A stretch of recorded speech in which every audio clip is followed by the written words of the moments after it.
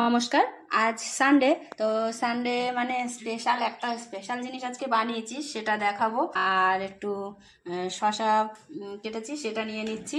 পাট শাক ভাজা করেছি রসুন পেঁয়াজ ফোড়ন দিয়ে, বেশ ভালো লাগে খেতে। তো এটা নিয়ে নিলাম।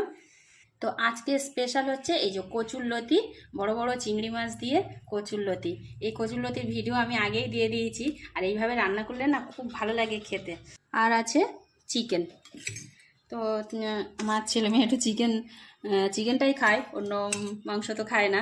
তো সেটা এই রবিবার করে একটু করি, ওরা বেশি মাংস টাংস খেতে চায় না। আমের চাটনি, এটা আমাদের গাছের আমের চাটনি, ভীষণ টক এই আমটা। আর এবার নিচ্ছি রায়তা। তো এই রায়তা খেতে সবাই এই গরমের সময় খাওয়া ভালো, আর আমার শ্বশুরমশাই আর আমার ছেলে ভীষণ ভালোবাসে, তো রোজই হচ্ছে। তো এই হলো আজকে লাঞ্চ থালি। কেমন লাগলো অবশ্যই